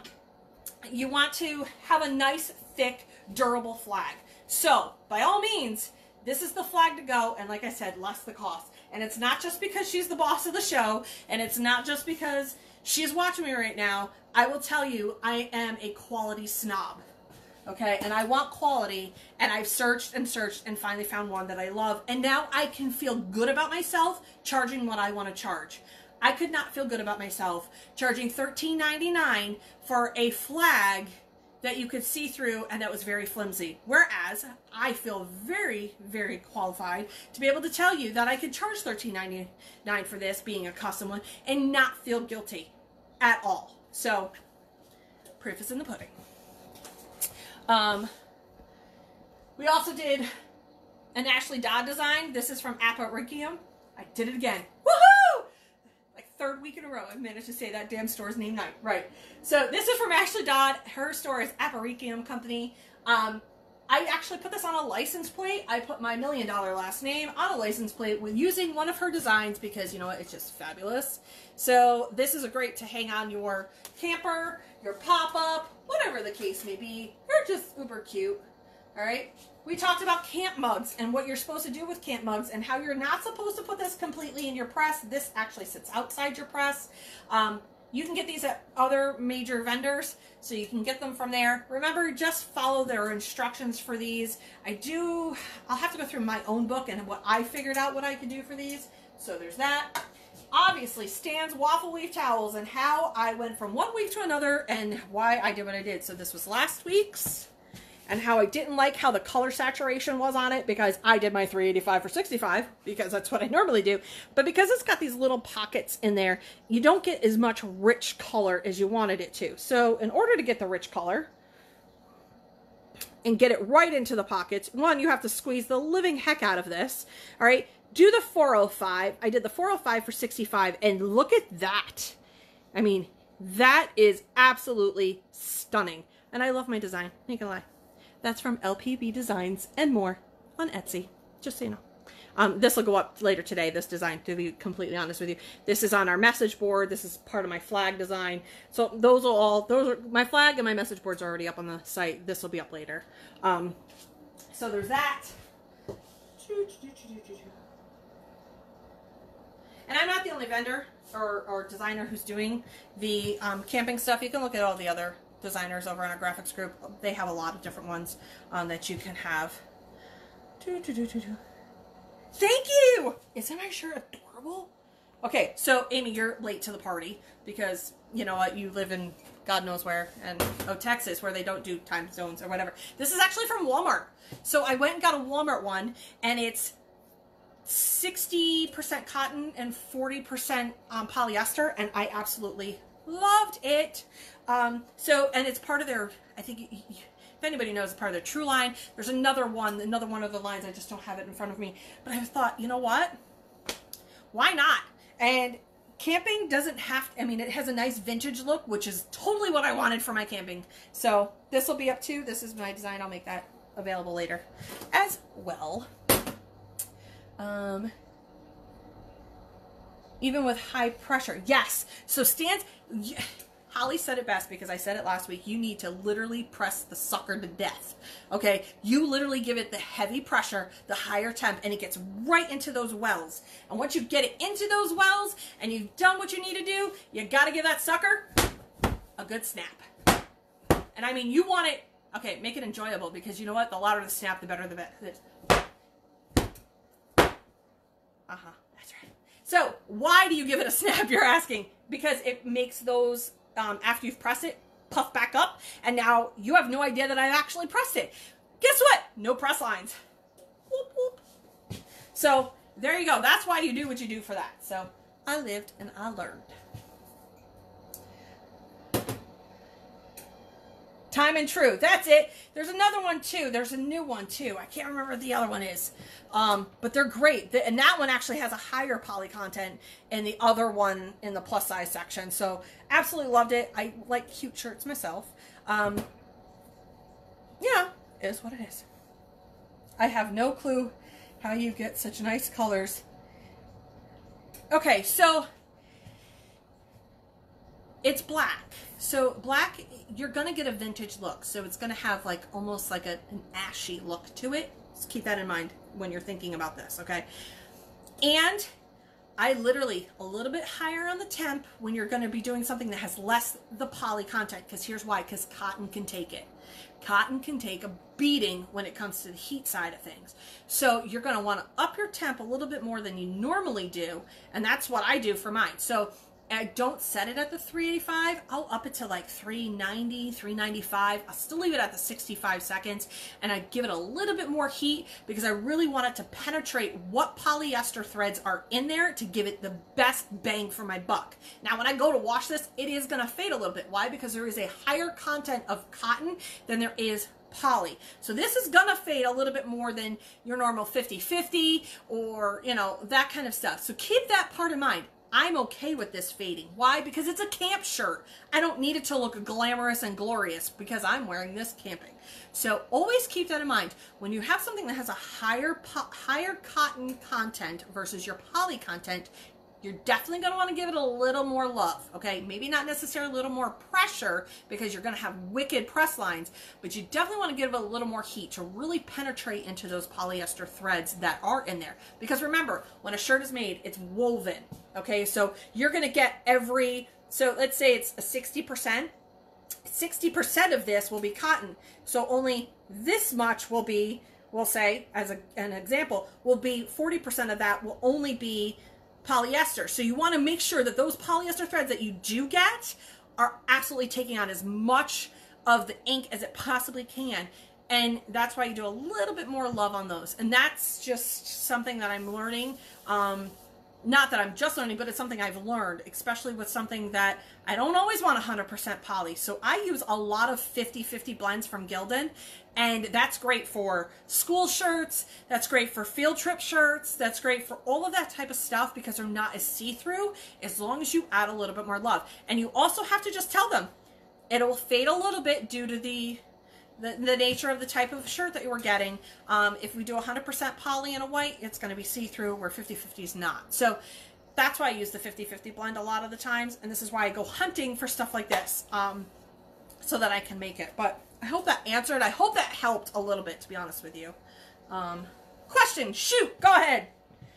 I don't know whose birthday it is, but happy birthday to you. Happy birthday to you. There you go. You're welcome. Oh, so funny.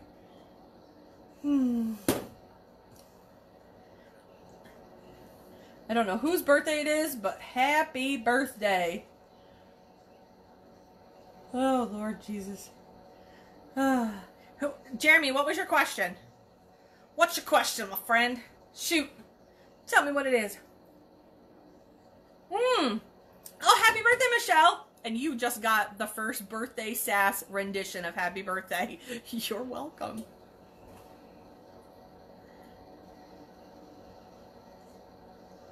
I'm already looking forward to rewatching this. I don't know why you want to rewatch me. I am. So people wanted to know how I organize my stuff. And now that I have both of the admins on here, they're going to be able to hopefully, and Amy will hopefully talk about that on her SASS. She's gonna love that one. On her show on Wednesday, and somebody asked me about how I keep track of my inventory. Honestly, I'm probably not the best person to ask. The only reason I say that is because Stan and Amy have such high volume of stuff that they keep in stock that they're probably better off explaining that, how they keep track of it, and they have some different programs. So Amy, that would be something maybe to talk about on Wednesday. How you keep track of your stock and what you do. What I do, because I don't have a lot of stock, it's a little bit easier. But when you have a high volume of stock, how do you keep that in check? So that might be a good Wednesday question with Hail Raising, because she uses, I think it's a thing called ShipStation, which I know nothing about. So I'm really good at that. But maybe she has some tips and tricks on how you can keep track of your inventory that she's learned over the years. So that would be something maybe to think about. Just a thought. I feel so... So, I don't know what Jeremy... Oh, I need coffee. Dude. Coffee, coffee, coffee, coffee.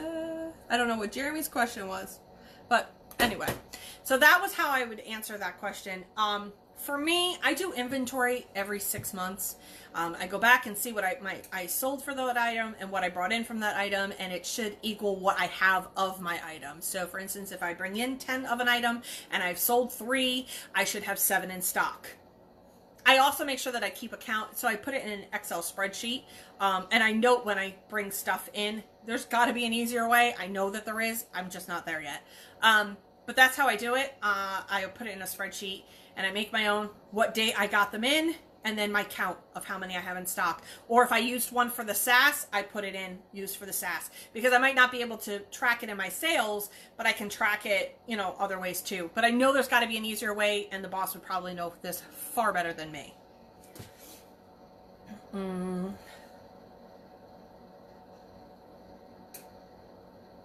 Stan doesn't.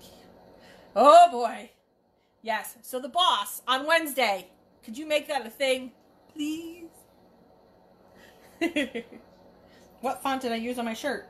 Off the top of my head, I do not know. I does not know what font I use, but I will tell you later when we're done. So when you print on the crates, you print it folded all together, paper inside from Walmart. Yes. Let me show you. Where's my box? I need to get my box. So this is what you're talking about. Okay? Put your piece of paper on the inside.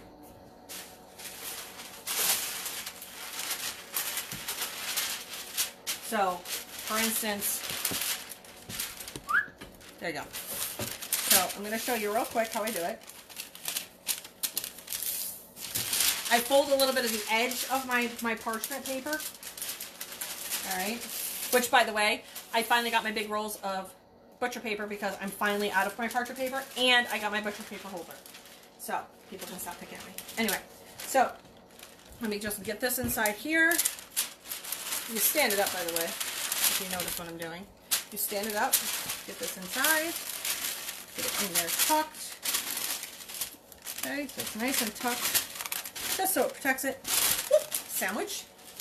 Okay, you can use whatever, it doesn't matter if it crinkles. Alright, it doesn't matter if this crinkles. Okay, so you've got your paper all inside here. Now, here's what I do. You see this right here? I pull this all out. That's the base piece. Pull that piece right out, right? Because I don't want this in my press. This is the only part I'm going to press. This is also, remember, one of those moments where you literally make sure you put your pencil mark so you know that this is your top, and so that you can put on here. Obviously, you would put your paper down, okay, because there's no image here. You come down. Now, you want to adjust what your pressure is, okay, especially if you have a clamshell. You want to put your protective paper on it. I'm just showing you for tutorial purposes because I'm not putting any image on this. Really get this going. Okay, and you want to press it down, do what you need to do, and whatnot, and there we go. This just literally protects it from the heat on the inside because this material on the inside isn't necessarily heat safe, and then you can just pull it out. And then it protects your box. So, I hope that helped. Did that help? I'm doing resin on Wednesday, so come watch me. Listen. It isn't alive unless Amy or I screw it up. Okay? I'm just telling you right now, it isn't alive unless we've screwed it up somehow. Okay? We done messed it up. We start your Sunday off with a mess up, and we start your Wednesday, and we end it with a Wednesday mess up. It's just how we roll. You said you would say how to the gator without a big printer. You can piece it together. You have to know how to piece your design, Nicole. So here's the thing. You piece it together, and so here's your image, okay? You basically got to know how you're going to, in your settings, okay, of your design program, you want to be able to cut this in half, all right? You cut it in half so you can print off one half and print off the other. When you go through, and I'm just going to show you, an example, okay? So, normally I would use my paper cutter, but for this tutorial, for quick purposes, because you asked the question. Okay, so let's say you've cut it in your program, you've now pulled your design apart, okay? So you've printed it, You've gone through with your paper cutter and you've trimmed it off, so literally there is no white edge of your paper, okay? You come in here, you line this bad boy back up. Now, when you're piecing together designs, you make sure that you use your paper cutter or you use a straight edge to get off all the white edges, okay? Come in here, line your image up. You do not, okay, put tape on this line because your tape can show through if you don't have enough pressure. Okay, so I come through here, push this together, and I tape the outside. So now this is where it needs to be. Okay, this is all lined up so that I will not have an edge. Okay, then you can lay your gator on here and you print as you would normally, or press as you would normally do. Don't be nervous about piecing. It really is the simplest thing, and it all is with the tools you use. You definitely need good tools. So you need a really good, either A, if you don't have one, there's a couple different tools I use. A nice metal, thin edged ruler, an X-Acto knife, or if you're fancy, because we all know I'm fancy,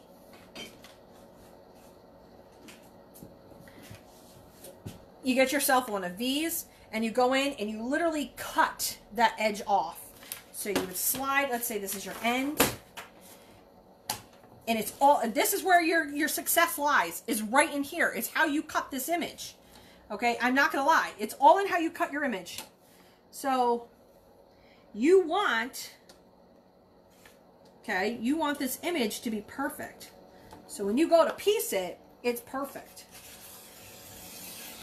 Okay.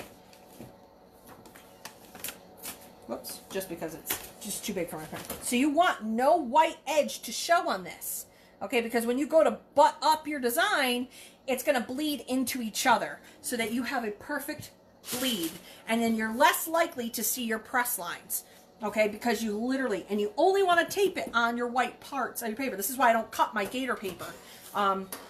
Because I want it to have that white edge on it. Then you want to print as you normally do. That's how you do it for anything that you need to piece. It doesn't matter if it's a gator, if it's a baby bib, if it's a burp cloth, the tote bags, the lunch totes that Amy does, you got to piece those together. Doesn't matter what you have to piece together. Your key starts with literally having the proper tools to get a perfect straight edge and then to be able to butt it up together. So I hope this helps. I have one of, yeah, I have one of those old school cutters too. I have a different one. Go try it. And if you're worried about piecing, hold on. If you're worried about piecing, go get yourself some really inexpensive felt. Go get yourself some inexpensive poly fabric that you can go find at any of the different stores before you start ruining your substrates. The best thing to do, just go buy some fabric. Just go buy any fabric, felt, whatever it is the case may be, and practice your piecing. Do little designs. I know that sounds crazy, but do some little designs, because it doesn't matter if the design is this big or if it's this big. You still have to know how to do piecing. Once you get into a rhythm of piecing, it becomes absolutely second nature. You know exactly how to use your cutter, and it becomes just this rhythm, this dance, so to speak. You just get into a rhythm. Okay, so test out. A lot of times I will test things out, especially if I want to test a color of something, and if I'm wondering if my printer's just being funky. I always keep some poly fabric on hand that I got at Joann's so I can do test pieces. That's probably the best trick I can tell you, is practice first before you ruin your substrates. And then you can once you get your piecing down, the rest just kind of becomes cake beyond that. So I've pieced for a long time now, until I just recently got my 800. But I even have to piece my burp cloths when I want to do a full bleed, because I only have 19-inch paper and the burp cloths are 20 inches. So I do. I also offer a lot of designs too that you don't have to piece, but I do try to do that as well. But if you have to piece, that's how you do it. Good. Use felt. Use some really small designs. Literally go into your program so you learn how to cut it properly. Whatever your program is, there's different types of tools. I know in Corel it's the knife tool, and I just literally slice my design in half. And then it'll piece up correctly when I go to print it, and it's even and it's straight, and I can do what I need to do. So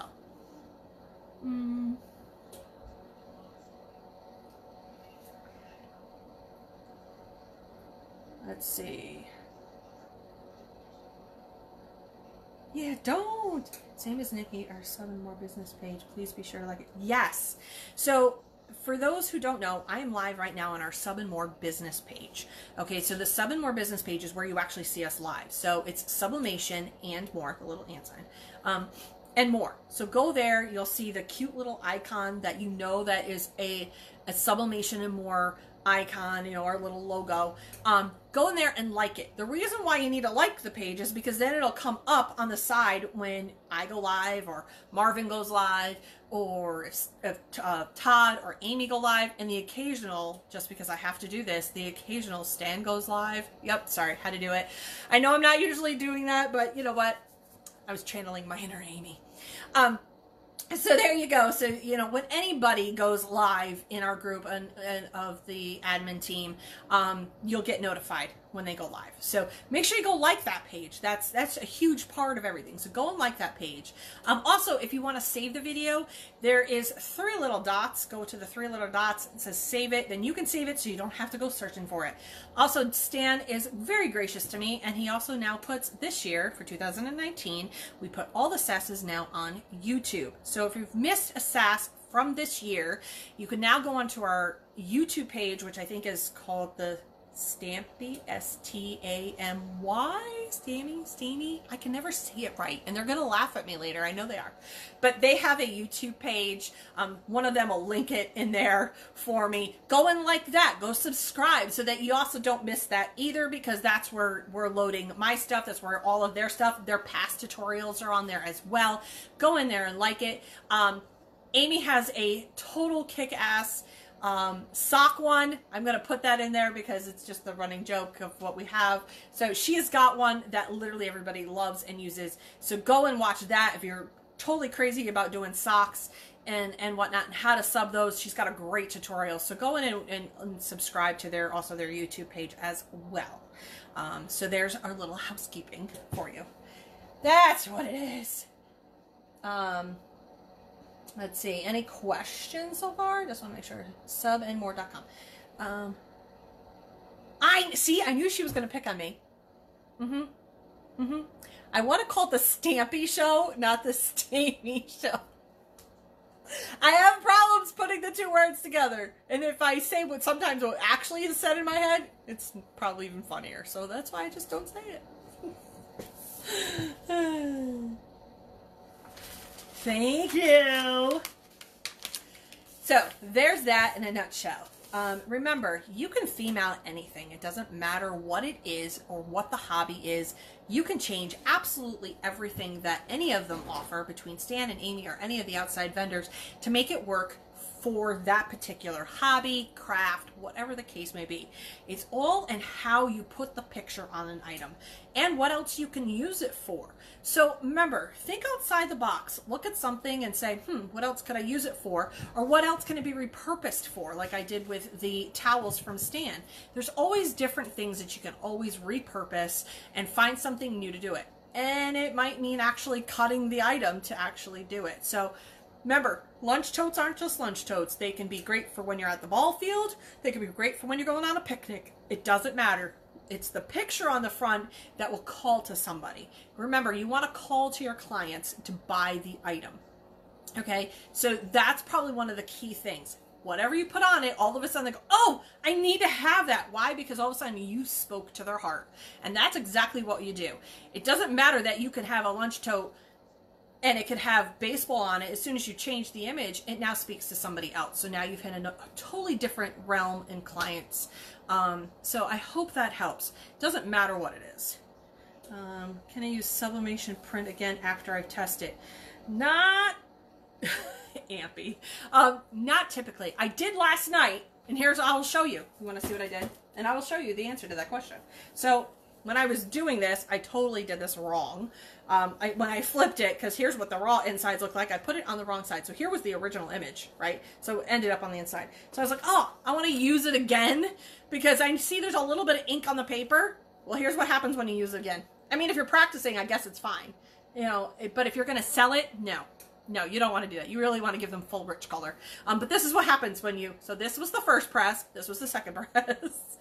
It's very light. Although, it looks like I intentionally did it that way, and that's a totally rock awesome thing for me, but it doesn't always work that way, so just keep that in mind before you start ruining substrates.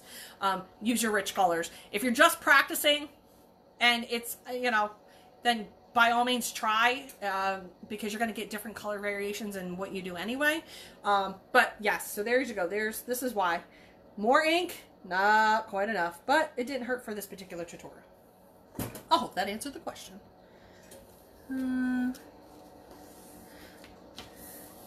I love my Woman's Cave sign. My daughter gave that to me. And yes, we are the Sublimation and More University. So just remember, we are all learning here, okay? We're all one person, okay? Nobody's out to get anybody. Nobody's out to outshine anybody. When we're at Sub and More, we are a group. We are a team all trying to learn. So keep that definitely in mind. And whatnot. You are so welcome. So I hope that helped. That has been the SASS. That's all I have for today. I know it's probably a kind of quick one. I don't even know what the time is. 11:54. It's 11:54. Holy Moses, I've talked for 2 hours. I didn't think I'd have enough content for today. And there you go. There's the answer to that. So, coming up, I'm next week's SASS. I am going to be starting to get into the whole Easter Mother's Day realm. We're going to get into and start talking to that. Stan's got some stuff for me to test out, some new Easter buckets. I know that Amy's got some stuff that she's got new coming in as well. They've got a lot of new stuff that they have been feverishly looking for, so that we always have something new to have and whatnot. So there's that. Then we also have coming up this week, I don't know if Marvin or Todd are going live. I know Todd's probably going to go live, but I'm not sure if Marvin is. I know Amy is looking to go live on Wednesday, so look for her at Wednesday at least. So we at least start off your week, and we at least end your week in the middle with different tutorials on what you can learn. Please remember, I am not going to be going live on March 24th because I'm probably going to be going live with Stan. You get to see this ugly mug with the boss. One of the bosses, actually. Not the boss, but the boss. I'll be going live with him at the ISS show in Atlantic City. I'm pretty excited because it's my first time going to one of these type of events as a sublimation person, so I'm really excited. He's going to take me around, introduce me to a lot of people, so I know that we are going to go live, him and I, from there, so you get to have the two of us together in one shot. God bless the world. So you have that. So I will not be live on March 24th for the SASS, because like I said, I'll be live either the 21st, 22nd, or 23rd. I'm not sure when. I'll let you know. Him and I will get back to you on that one. As to when we'll go live from the ISS in Atlantic City. So there's that. Again, we're going to start in with the whole Easter and Mother's Day, because that's what we need to do, because that's where we're at in our world. So we have that. If there's anything you want me to talk about, please let me know, because I try to hit on most of your topics the best that I can. If I'm not knowledgeable, I definitely will pass the buck to somebody who is. So, this has been the SASS from March 10th, 2019. I hope you guys enjoyed, and I hope you guys have a great rest of your day. Until then, I will see you guys on the flip side. Bye.